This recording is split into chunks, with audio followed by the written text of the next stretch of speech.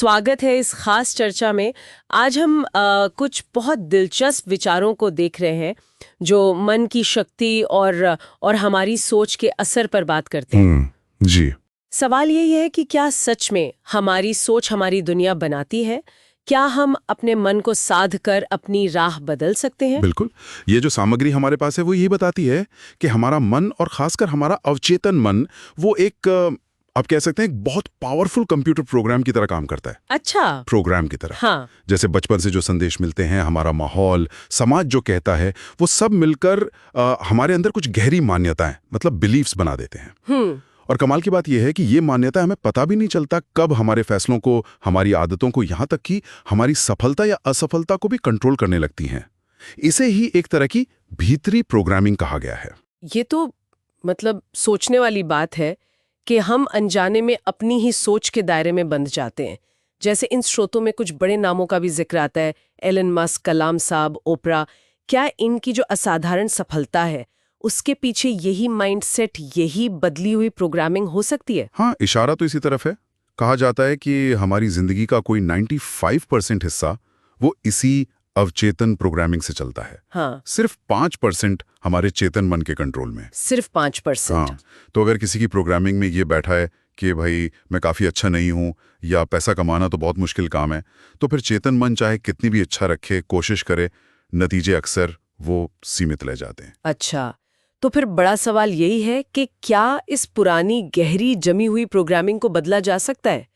क्या हम वाकई अपने दिमाग को रीवायर कर सकते हैं, जैसा कुछ साइंस की बातें भी इसमें है? बिल्कुल। और यहीं पर वो न्यूरोप्लास्टिसिटी वाली बात आती है। हाँ, सुना है इसके बारे में। इसका सीधा सा मतलब है कि हमारा दिमाग फिक्स नहीं है, ये बदल सकता है, ये नए रास्ते, नए कनेक्शंस बना सकता है, सीख सकता है। पर इसकी शुरुआत होती है अपने नेगेटिव विचारों के पैटर्न को पहचानने से। पहचानने से? हाँ, एक तकनीक का जिक्र मिलता है इसमें। पकड़ो, चुनौती दो, बदलो। Catch, challenge, change. अच्छा, यानी जैसे ही वो नेगेटिव सोच आए उसे पकड़ो, बिल्कुल, उसे रोको, बिल्कुल, फिर उसे चैलेंज करो कि क्या ये सच है, क्या ये हमेशा सच होता है, और फिर उसे एक पॉजिटिव, एक ताकत देने वाले विचार से रिप्लेस कर दो। एग्जैक्टली। पर सिर्फ सोचना काफी नहीं है, ये पहला कदम है, बहुत जरूरी कदम। हाँ, क्योंकि कई बार हम सोचते तो हैं पर। सही। इसलिए एक और जरूरी आइडिया है, सोचो, बोलो, महसूस करो, काम करो। Think, speak, feel, act.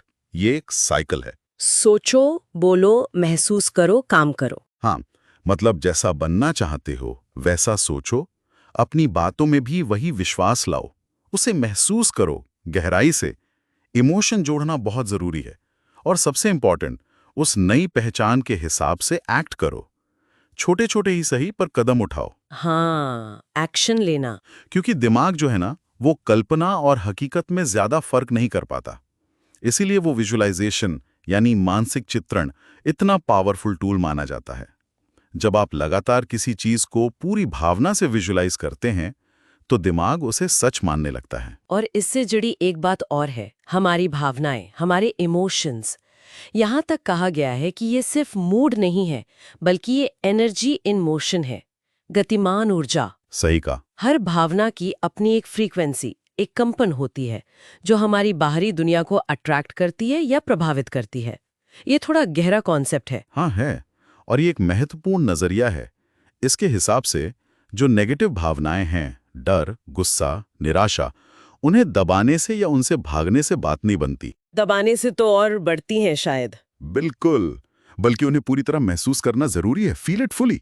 उन्हें स्वीकार करना, समझना कि वो क्यों उठी हैं, और फिर होशपूर्वक, सचेत रूप से अपनी अवस्था को बदलना।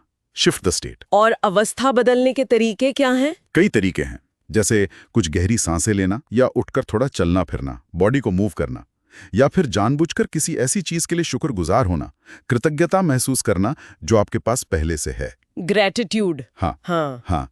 ऐसा करने से हम अपनी एनर्जी का लेवल, अपनी इमोशनल फ्रीक्वेंसी बदल सकते हैं। भावनाओं को समझकर आगे बढ़ना वो मुक्ति देता है, दबाना नहीं।